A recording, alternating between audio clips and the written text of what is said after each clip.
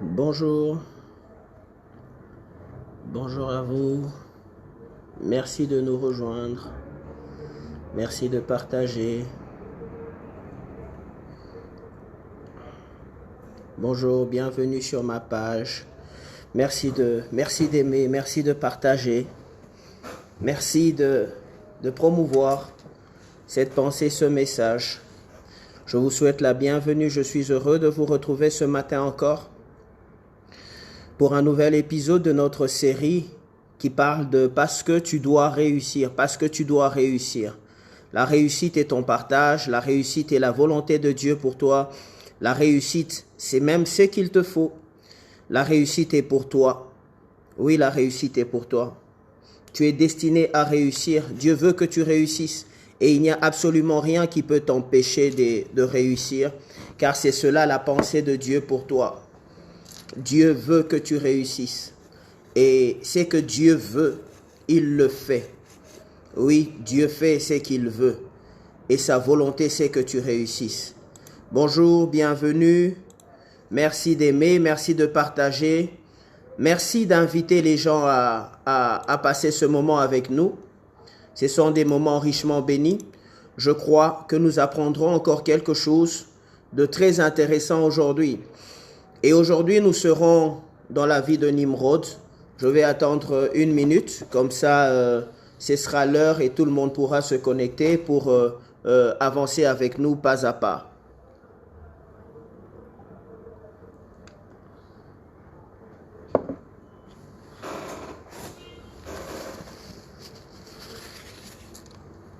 Voilà, bonjour révérend Dan, c'est une grande joie de te retrouver ce matin. Bonjour mes frères, mes amis, mes sœurs, vous tous qui venez assister à cette séance avec nous. Et aujourd'hui, le Seigneur nous accorde la grâce d'étudier la vie professionnelle d'un homme particulier. C'est vrai que très peu de gens ont entendu parler de lui.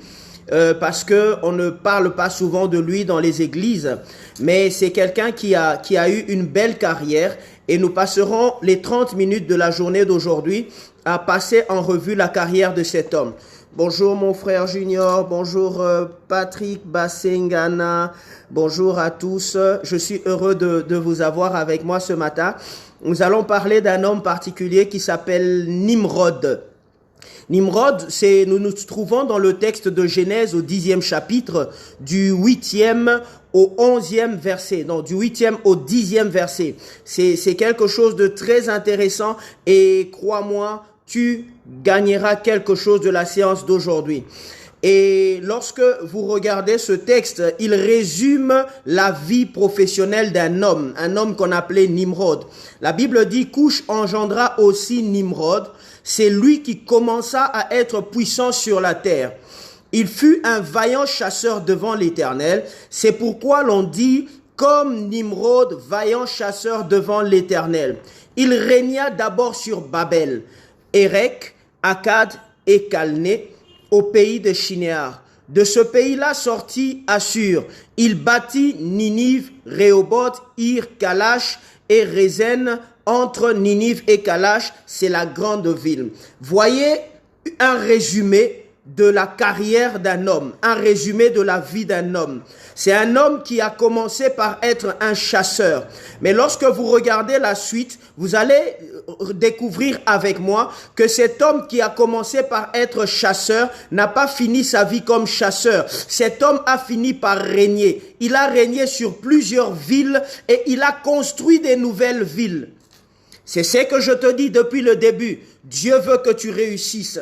Et quand nous parlons de réussir, il ne s'agit pas d'avoir quelques victoires aujourd'hui pour mal finir sa vie. Il s'agit d'avoir des victoires aujourd'hui et d'avoir des victoires toujours. Oui, des victoires toujours. Dieu t'a appelé, Dieu t'a destiné à avoir des victoires en permanence. Et je veux que tu que tu le remettes tous les jours dans ton esprit, s'il faut que tu remettes cette vidéo pour que tu l'entendes à nouveau, Dieu veut que tu réussisses, Dieu veut que tu ailles de l'avant, Dieu veut que tu termines bien ta vie. C'est cela que Dieu veut pour toi. Et Dieu t'a donné tout ce qu'il faut pour que ta vie soit une succession de réussites. Voilà. C'est pourquoi il a dit que nous allons de gloire en Jésus. Nous parlons donc de Nimrod. Nimrod qui commença à être puissant sur la terre. Cet homme est particulièrement intéressant puisque nous revenons sur la loi des premières mentions. La première fois où le mot puissant est mentionné dans la Bible, c'est par rapport à cet homme. Et la Bible dit que cet homme commença à être puissant. C'est lui qui commença à être puissant. Il est le précurseur de l'histoire de la puissance dans la parole de Dieu. Donc si on parle des hommes qui sont puissants aujourd'hui, c'est parce que lui a été le premier à être puissant sur la terre. Et le texte est formidable. C'est lui qui commença à être puissant sur la terre. Et si lui a commencé, ça signifie qu'il y a des gens qui doivent continuer l'histoire de la puissance. Et toi qui m'entends aujourd'hui, sache que tu fais partie de ceux qui doivent continuer, perpétrer l'histoire de la puissance. Parce que Nimrod n'est que le précurseur. Nimrod n'est que celui qui a commencé. Mais ce qu'il a commencé, nous continuons avec. Et le Seigneur était puissant en parole et en œuvre lorsqu'il était sur la terre. Et les apôtres étaient puissants. Et nous allons voir que cette puissance va au-delà du fait de parler en langue, va au-delà du fait de guérir les malades, va au-delà du fait de produire des miracles dans l'église. Cette puissance, c'est pour que dans notre travail également, nous puissions manifester des fruits qui soient exceptionnels. C'est cela que Dieu veut pour toi. Je répète donc en disant, Nimrod commença à être puissant sur la terre, pas au ciel, sur la terre. Il était le premier, il était le précurseur. Et toi qui m'entends, tu fais partie des gens que Dieu a appelés, que Dieu a destinés à être puissants sur la terre.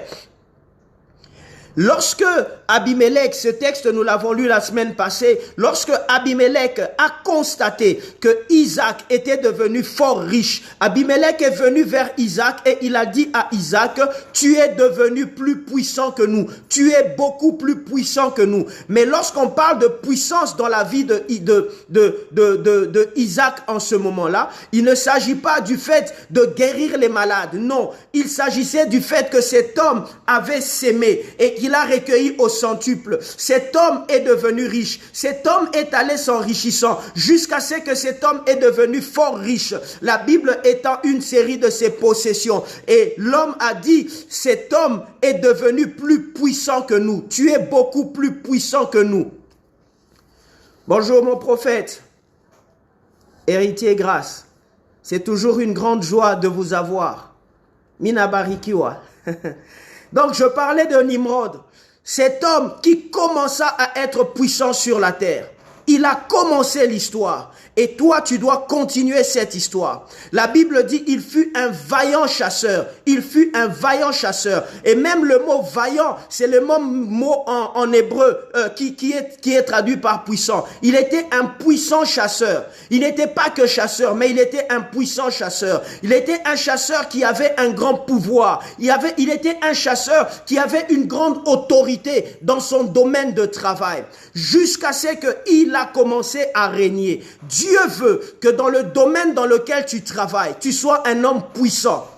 Que tu sois une femme puissante dans le domaine dans lequel tu travailles.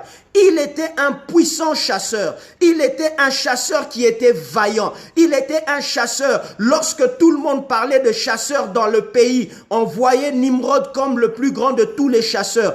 Il était puissant.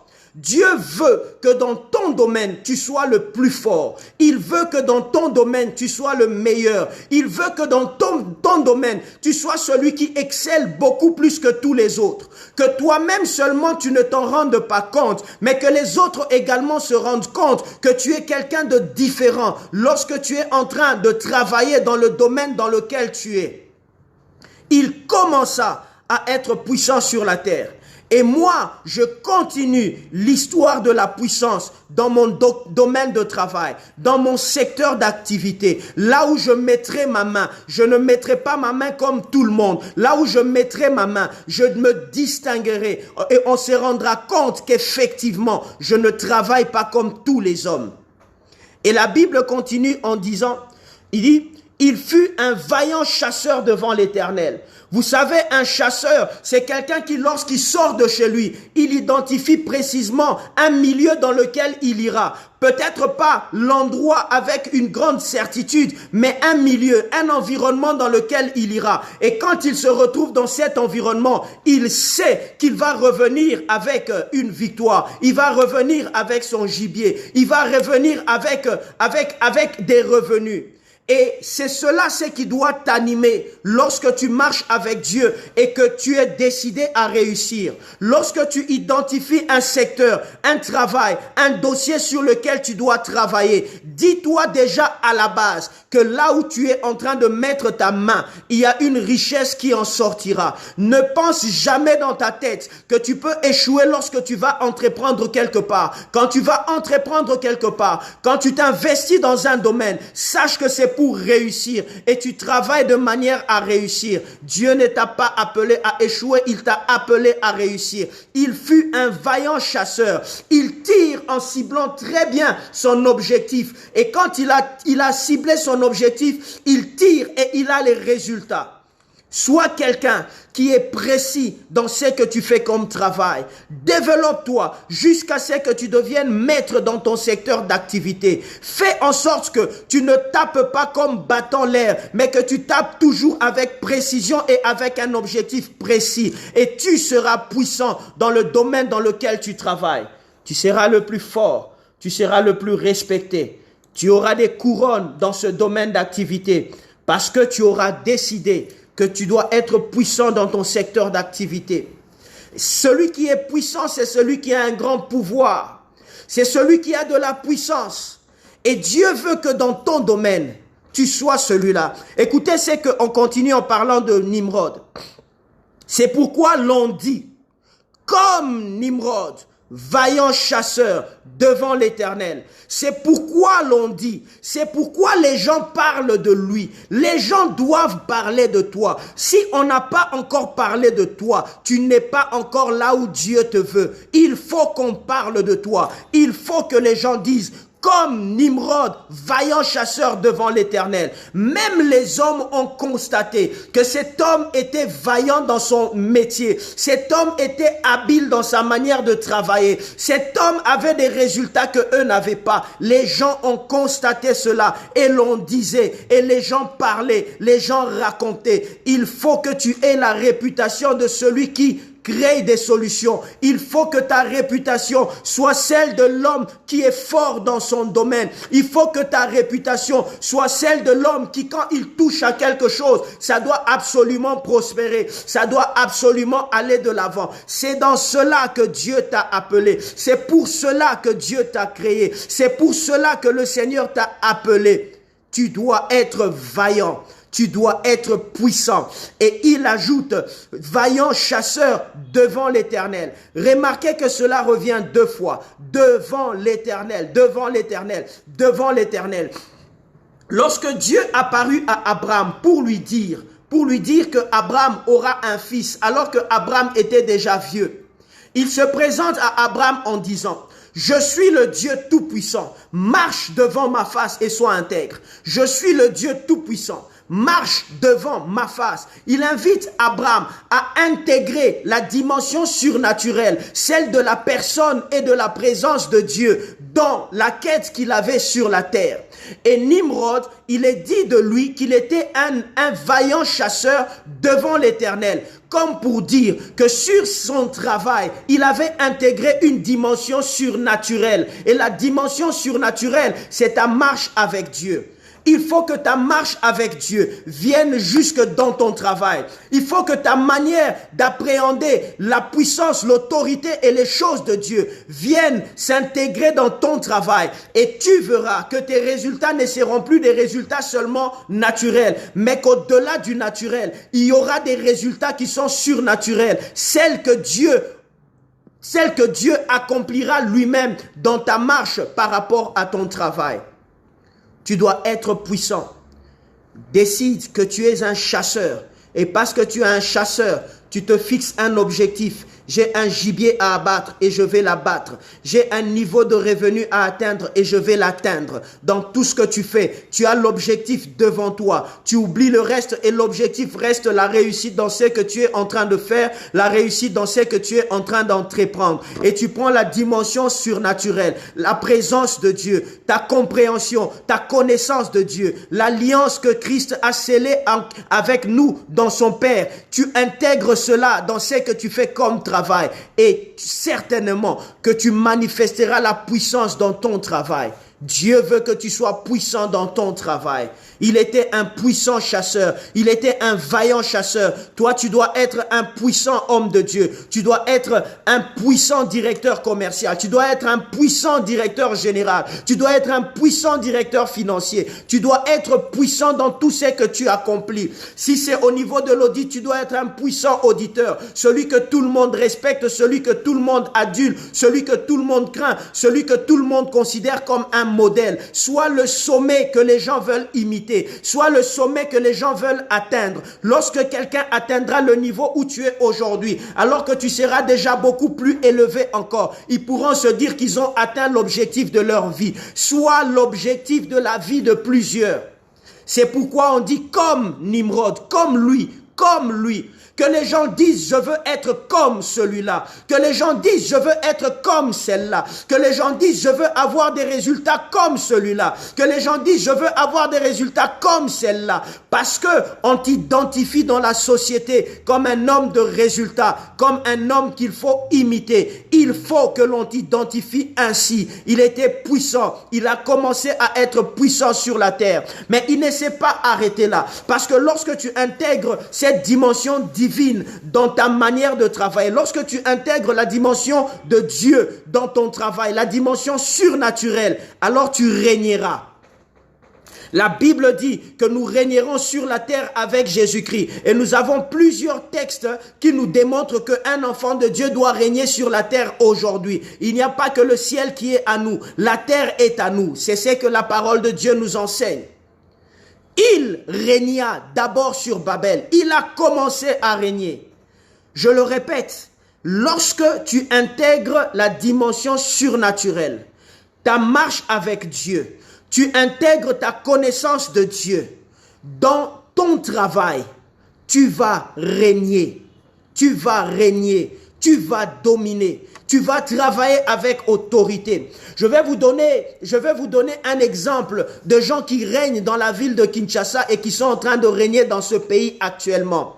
Regardez les chaînes des supermarchés que nous avons dans cette ville ou dans ce pays. Toutes ces chaînes de supermarchés appartiennent aux Indo-Pakistanais. Ils sont en train de nous imposer leur volonté dans un secteur donné.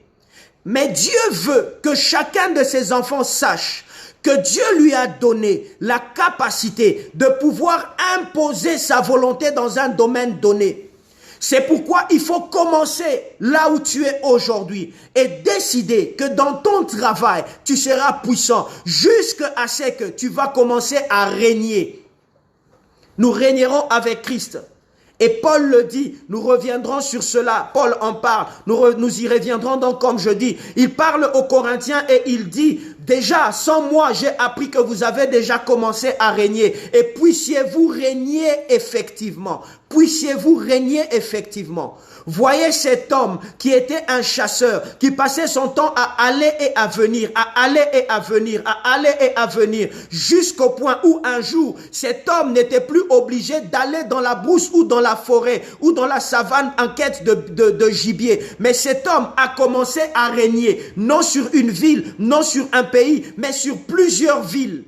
Il régna d'abord sur Babel, comme pour dire, lorsqu'il a commencé à régner, ce n'est pas sur ces seules villes-là qu'il allait rester régner, mais qu'il allait régner sur plusieurs autres. Dieu veut non pas que tu règnes seulement dans un domaine donné, mais que tu arrives à régner dans plusieurs domaines. Tu prends un domaine, un secteur d'activité, tu travailles dessus jusqu'à ce que tu deviennes puissant dans ce secteur d'activité. Et quand tu deviens puissant dans ce secteur d'activité, tu en rajoutes un deuxième et tu vas jusqu'à être celui qui règne dans ce secteur d'activité. Tu en rajoutes un troisième et que tu puisses t'étendre. C'est cela la pensée de Dieu pour toi. Dieu le veut pour toi et tu peux l'atteindre parce que Dieu t'a donné ce qu'il faut pour régner sur la terre, pour être puissant sur la terre. J'ai donné cet exemple. Mais rappelle-toi également que de la même manière que tu vois ces Indo-Pakistanais en train de régner dans ce pays, dans un secteur d'activité, le secteur des supermarchés, toi également, tu peux régner dans un domaine donné et étendre ta sphère de domination et de règne. Dieu veut cela pour toi. Dis avec moi, je règne avec le Seigneur et tu régneras avec le Seigneur. Oui, tu règnes avec le Seigneur. Tu règnes avec le Seigneur. La Bible dit, il régna d'abord sur Babel, Érec, Akkad et Calné au pays de Shinéar. De ce pays-là sortit Assur. Ça ne s'arrête pas, il continue. Il bâtit des villes. Il a parlé de plusieurs villes que cet homme a construites. Voyez comment la vie d'un homme peut évoluer. Voyez comment la carrière d'un homme peut évoluer. Tu ne peux pas rester au même endroit toute ta vie. Tu ne peux pas rester à l'endroit où tu es aujourd'hui. Là où tu étais hier, tu y es encore aujourd'hui. Non, tu dois aller beaucoup plus loin. Tu dois aller de l'avant. C'est cela que Dieu t'a destiné à faire. C'est cela que Dieu t'a destiné à accomplir. Le premier texte que nous avons lu lorsque nous avons commencé cette série, celui de Actes au chapitre 20, il y a quelque chose de très intéressant que je voudrais te faire remarquer aujourd'hui. C'est Actes des Apôtres chapitre 20 au verset 32. Paul dit ceci. Actes des Apôtres chapitre 20 au verset 32. C'est Paul qui parle. Et je vous ai dit que c'était l'héritage que Paul était en train de léguer aux anciens d'Éphèse afin qu'ils aillent également en parler. Il dit, et maintenant, je vous recommande à Dieu. Et maintenant, je vous recommande à Dieu et à la parole de sa grâce, à celui qui peut édifier et donner l'héritage avec tous les sanctifiés. Il dit, je vous recommande à Dieu. Tu as été recommandé à Dieu et à la parole de sa grâce. Et le mot recommandé signifie aussi, tu as été offert à Dieu. Tu as été offert à la parole de la grâce de Dieu. Tu as été offert à Dieu. Tu as été lié à Dieu. Tu as été lié à la parole de sa grâce. Tu vois, c'est que tu dois attendre, expérimenter dans la vie. Ce ne sont pas les choses mauvaises. Tu dois attendre, expérimenter. Tu dois désirer expérimenter les paroles de la faveur de Dieu. Tu as été destiné à expérimenter la faveur de Dieu. Si tu estimes que toutes ces choses dont je suis en train de parler aujourd'hui sont beaucoup plus élevées que ce qu'il te faut, ou sont beaucoup plus élevées que ce à quoi tu peux aspirer, sache que même si tu ne le mérites pas, la grâce de Dieu se justifie en ce moment. Tu as été recommandé à la grâce de Dieu. Tu as été lié à la grâce de Dieu. Décide que tu dois expérimenter la grâce de Dieu. Décide que tu dois vivre la grâce de Dieu. Décide que la grâce de Dieu doit se signaler dans ta vie par une forte élévation. Décide que c'est cela que tu attends et tu expérimenteras cela au nom de Jésus. Nous parlons de Nimrod. Son nom même est très éloquent parce que son nom signifie rebelle. Et lorsque tu veux sortir de ta zone de confort pour aller au-delà de ce que tu es, au-delà de ce que tu expérimentes, sache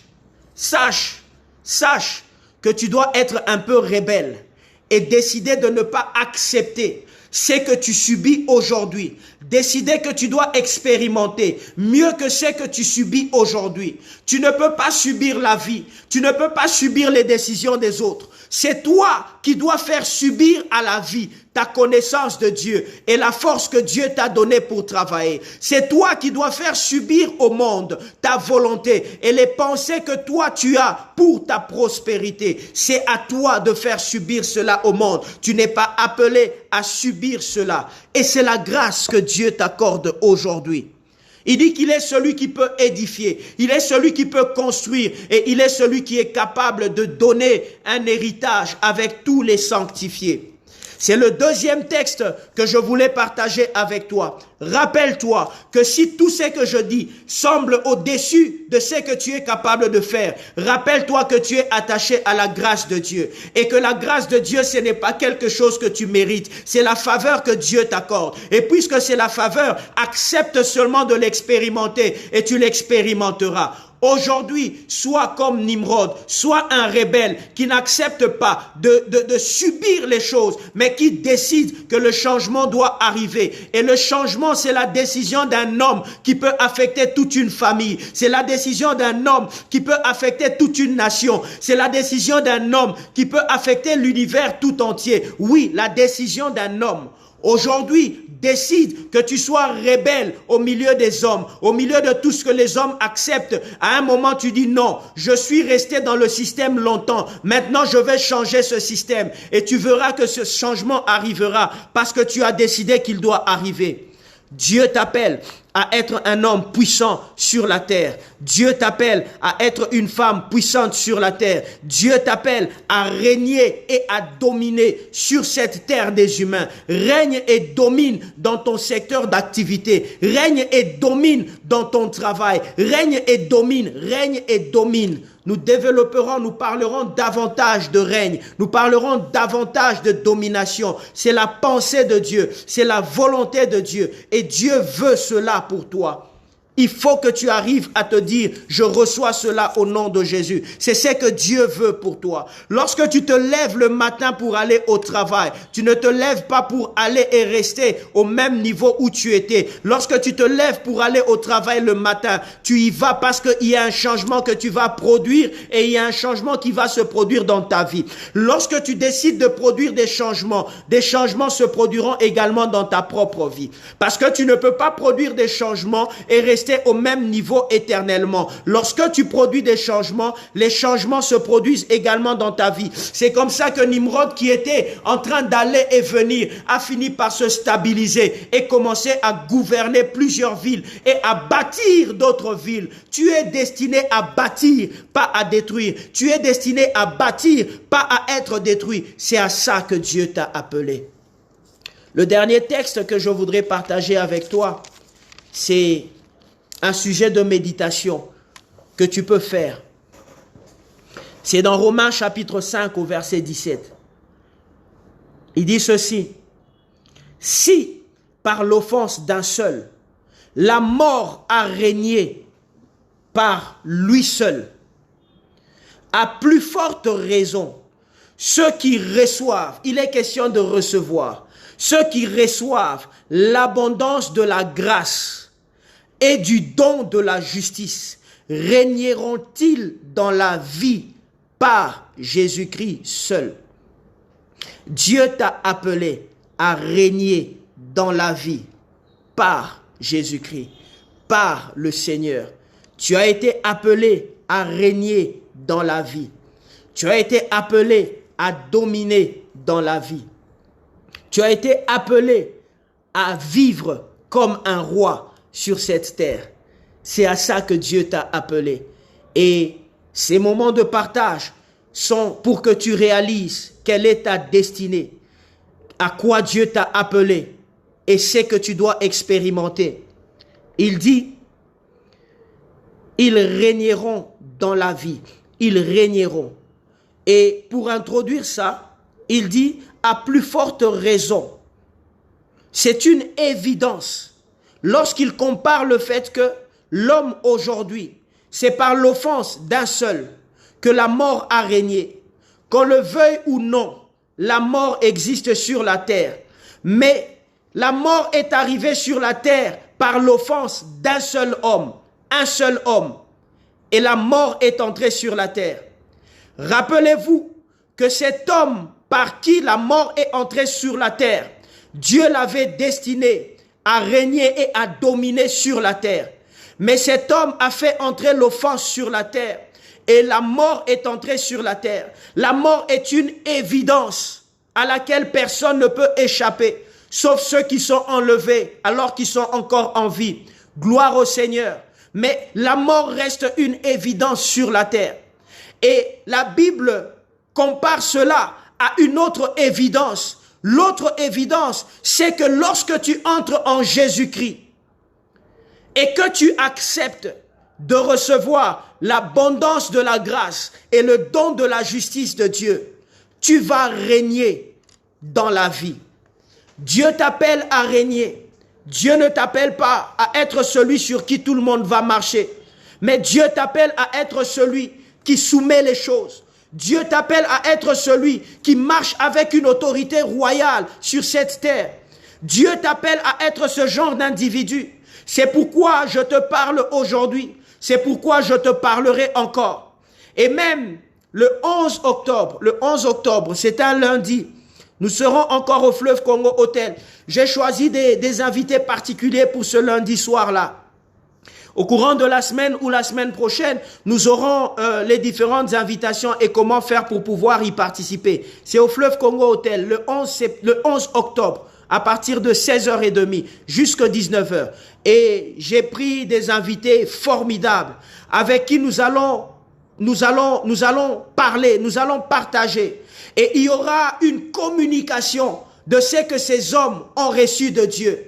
Vous savez, je vous ai dit tout à l'heure, il y a une dimension surnaturelle qu'il faut attacher à notre travail. Et il y a des gens qui, lorsque tu les entends parler, à cause de ce que Dieu a mis en eux, quelque chose se passe dans ton travail. Tu es impacté d'une manière définitive dans ta manière de travailler. C'est l'autorité du roi qui t'a été communiquée et que tu dois expérimenter dans ta vie et que tu dois faire expérimenter dans ton travail et dans ton secteur d'activité. J'ai vu un homme qui a commencé sa carrière comme balayeur dans une entreprise. Et au moment où je suis en train de parler, il a un poste de direction dans la même entreprise. Il a été engagé comme balayeur, il balayait la cour. Aujourd'hui, il a un rang de directeur. Pourquoi? Parce que c'est un homme qui a cru en la parole de Dieu. Il y a des gens qui vivent comme s'ils étaient misérables. Non, que dis-je? Il y a des gens qui vivent la misère alors que ce sont des rois. Tu es un roi. Tu dois vivre la royauté. Tu dois expérimenter la royauté. Tu dois exercer le pouvoir royal. Et ce jour-là, nous allons voir comment on exerce ce pouvoir. Tu exerceras ce pouvoir et tu constateras des changements dans ta vie. Tu constateras des changements dans ton travail. Tu constateras des changements dans ta carrière. Tu constateras des changements. Et lorsque les gens parleront de toi, les gens parleront de toi avec respect. Si les gens doivent te critiquer négativement, ils le feront au loin. Mais lorsqu'ils approcheront de toi, ils auront peur de te parler en face parce que tu n'es pas à leur niveau. Tu ne seras plus à leur niveau. Dieu t'a appelé à exercer l'autorité royale. Il t'a appelé à exercer la plus haute influence, à contrôler des secteurs, à contrôler des métiers. Tu es appelé à cela. Et c'est là que nous sommes en train d'aller ensemble. Le mardi prochain, je vous donnerai davantage de détails par rapport à ce que sera notre programme du 11 octobre. Mais ne manque pas, invite les gens, aime, partage cette vidéo. Toutes les fois où je te vois connecté, je suis heureux de savoir que tu es là. Et je suis heureux de savoir que Dieu t'a appelé à expérimenter des grandes choses sur la terre. Et tu peux dire avec moi, je règne avec le Seigneur. Je règne avec le Seigneur, car j'accepte l'abondance de la grâce et du don de la justice. Je règne avec le Seigneur. Regardez, ce n'est pas une question d'effort à fournir, c'est une question d'accepter. Si tu acceptes l'abondance de la grâce de Dieu, accepte, c'est abondant, c'est en grande quantité, c'est en quantité au-delà de ce qu'il te faut. Accepte de recevoir l'abondance de la grâce et le don de la justice. Regardez, c'est deux choses qui sont très belles. À plus forte raison, ceux qui reçoivent qui reçoivent. Donc ça t'a déjà été donné. Tu ne dois que accepter. Ceux qui reçoivent l'abondance de la grâce. Première chose, l'abondance de la grâce. Et deuxième chose, le don de la justice. Le don de la justice est à côté de l'abondance de la grâce. Pourquoi? Comme pour dire, si quelqu'un t'accuse, il n'y a aucune accusation qui ne peut passer. Dieu t'a déjà justifié. Jésus t'a déjà justifié. Aucun accusateur ne peut t'accuser. Je connais un homme qui a été recherché parce qu'il avait volé de l'argent dans une multinationale. Il a volé de l'argent, il a été recherché. Il est parti au loin. Cet homme est revenu plusieurs années plus tard et il a été engagé et il est devenu actionnaire dans cette entreprise-là. Pourquoi? Parce que la justice de Dieu se tient avec la grâce. Si tu reçois l'abondance de la grâce, tu reçois la justification de Dieu, tu reçois la justice de Dieu. Tu vas régner sur la terre. La grâce, c'est pour dire je ne le mérite pas. La justice, c'est pour dire il n'y a pas de condamnation sur ma vie. Il n'y a aucune condamnation qui ne peut peser sur toi. Il n'y a donc rien qui ne peut t'arrêter. Le chemin est ouvert devant toi. Avance, avance, avance. Règne et domine au nom de Jésus. Nous nous retrouvons le mardi prochain et au courant de la semaine, je vous donnerai d'autres détails par rapport à notre programme au Fleuve Congo Hôtel. Je vous ai dit, c'est pour le lundi 11 octobre, 16h30 à 19h. Que Dieu vous bénisse abondamment. J'aimerais que tu n'oublies pas de méditer ce texte. Tu règnes avec Christ. Et toutes les fois où tu pourras voir quelque part qu'un homme est mort, où tu entends parler d'un homme qui est mort, toi, rappelle-toi, aussi vrai que les hommes meurent sur la terre, aussi vrai que l'abondance de la grâce et la justice de Dieu t'amènent à régner dans la vie. Tu règnes sur la terre au nom de Jésus. Bonne journée, excellente semaine.